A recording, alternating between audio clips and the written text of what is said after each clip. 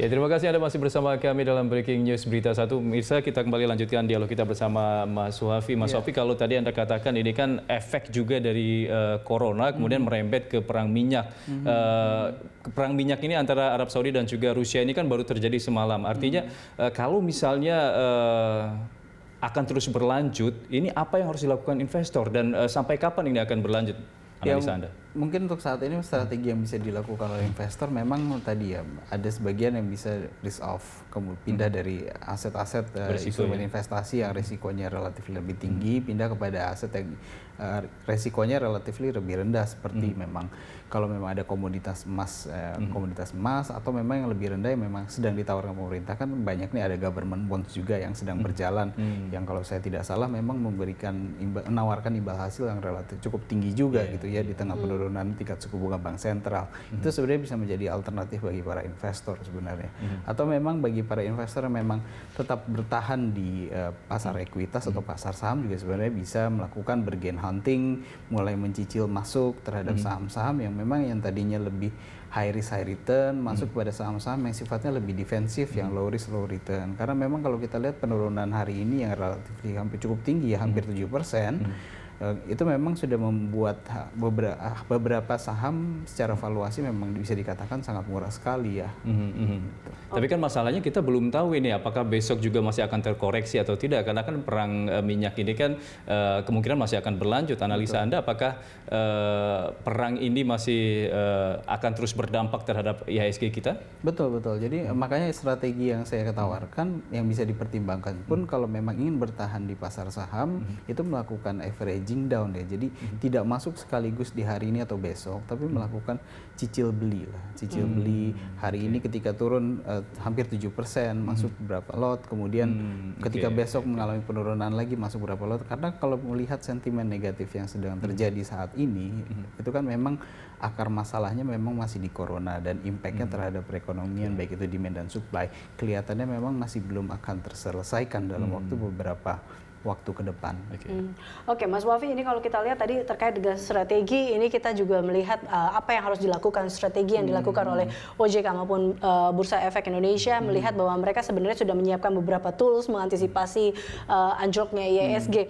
Salah satu yang dikatakan penerapan buyback menurut Anda terkait dengan beberapa emiten. Kita juga lihat beberapa emiten saat ini juga turun, salah satunya. Nah, Anda melihat tools yang digunakan Bursa Efek dan juga OJK seperti ini untuk menahan IHSG seperti apa? Ya, saya lihat itu sebagai salah satu alternatif opsi yang cukup menarik sebenarnya. Karena kalau kita lihat kan dari profil profit tahun kemarin di 2019 secara rata-rata yang kalau kita lihat di carry over di 2020 sebenarnya kan para emiten yang listing ini tidak memerlukan banyak capex sebenarnya untuk di 2020 karena kalau kita lihat story-nya dari baik itu dari sisi top line revenue growth dan lain sebagainya dengan demand yang relatif lebih rendah tentu kan tidak bisa mengandalkan itu, otomatis yang harus dikejar oleh para emiten ini adalah efisiensi dimana kalau efisiensi itu kan mayoritas tidak terlalu butuh banyak capex juga sehingga dana yang bisa dialokasikan baik itu untuk dividen ataupun untuk program buyback ini itu bisa menjadi lebih besar dan itu sebenarnya bisa menjadi salah satu alternatif dan pilihan juga gitu bagi para investor di tengah kalau kita lihat harga sahamnya kan mengalami penurunan sehingga kecil kemungkinan bagi para investor untuk bisa memperoleh capital gain malah lebih besar kemungkinan mendapatkan capital loss jadi diharapkan kan keuntungannya bisa ditutup dengan dividen yield bisa menutupi dari capital loss itu sendiri. Oke, Mas Wafi tadi juga Anda katakan terkait dengan perang dagang ini ada beberapa emiten yang cukup terkena dampaknya mulai dari batu bara, nikel dan juga pertambangan, CPO. Nah, Anda melihat bahwa bagaimana dengan kinerja saham dari beberapa emiten ini? Ya, kalau kita lihat kan emiten komoditas secara keseluruhan memang berdampak negatif ya dengan turunnya harga minyak itu sendiri ya. Walaupun memang ada satu emiten komoditas yang memang biasa dianggap sebagai salah satu produk safe haven ya, seperti emas, emiten emas. Walaupun memang kalau kita lihat hari ini bahkan emiten emas pun mengalami penurunan gitu ya. Tapi kalau kita lihat trennya sebenarnya masih cukup positif. Jadi penurunan hari ini sebenarnya bisa menjadi momentum untuk para investor yang memang tadinya memiliki saham emiten komoditas lainnya untuk keluar dari emiten komoditas itu kemudian pindah ke emiten komoditas emas. Itu salah satu alternatifnya. Ya terkait dengan program buyback tadi ini kan kalau misalnya emiten-emiten besar yang terdampak dengan likuiditas yang pendanaan yang cukup besar juga mereka tidak masalah untuk melakukan buyback. Tapi bagaimana dengan emiten yang second liner begitu? Apa yang harus mereka lakukan?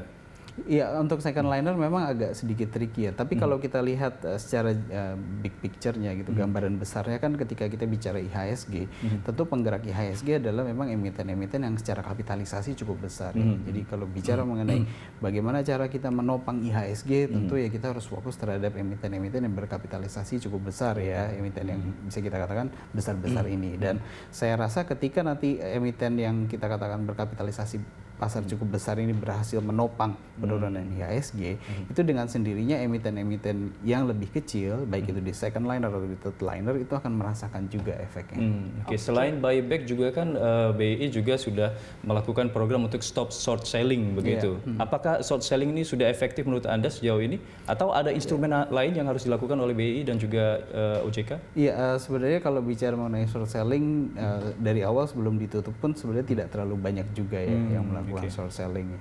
Jadi mungkin mekanisme berikut sebenarnya BI kan sudah memiliki protokol sendiri ya. Jadi ketika 5% kemudian mereka mulai menganalisa penurunan 7,5% mereka mulai melakukan rapat darurat dan 10% penurunan mereka mulai menghentikan perdagangan selama 30 menit. Itu kan protokol awalnya juga. Atau bisa kembali lagi ke protokol yang sebelumnya yang belum lama ini dicabut, itu adalah membatasi penurunan harga saham maksimum 10% masing-masing emiten, auto reject bawah istilahnya. Sementara auto reject atasnya tidak dirubah. Oke. Kalau kita tadi melihat beberapa pergerakan saham juga Mas Wafi, kita lihat ini saham penjualan bersih terbesar asing ini berada di beberapa bank kita, salah satunya di BCA. Ini Anda melihat BCA, Bank Mandiri, BRI ini asing banyak menjual terkait dengan saham-saham perbankan kita. Anda melihat ini jugakah yang menjadi pendorong pelemahan IHSG kita? Iya, tentu ya. Kalau kita bicara mengenai perbankan, apalagi bank yang kapitalisasi pasarnya cukup besar ya, Bank Buku 4 itu ya. Itu memang menjadi motor penggerak bagi IHSG juga. Dan kalau kita lihat dari sisi pergerakan asing, memang kalau asing ini ketika mereka menjual saham-saham yang kapitalisasi pasarnya cukup besar, itu mereka memang sedikit yang melakukan switching ke instrumen investasi yang lebih aman ya, atau switching ke saham yang lain juga ya. Mereka biasanya switching ke instrumen investasi yang lain seperti surat utang, atau memang mereka keluar dari. Oke. Mas Wafi, dengan kondisi IHSG saat ini yang terjun bebas hingga 6% lebih, perlu nggak sih BI atau juga OJK ini menerapkan atau menghentikan sementara pasar saham kita? Saya rasa untuk saat ini belum ya, karena tadi ya saya katakan memang bursa BI memang sudah memiliki protokolnya itu sendiri gitu. Dan sebenarnya yang bisa dilakukan oleh BI saat ini ya tidak cukup menerapkan kembali kebijakan yang belum lama dicabut, yaitu membatasi penurunan harga saham auto reject bawahnya, yaitu misalkan kembali lagi menjadi 10% maksimum misalkan. Tapi kalau sampai menghentikan perdagangan untuk suspensi IHSG secara keseluruhan, saya rasa belum perlu ya. Belum perlu ya. Oke.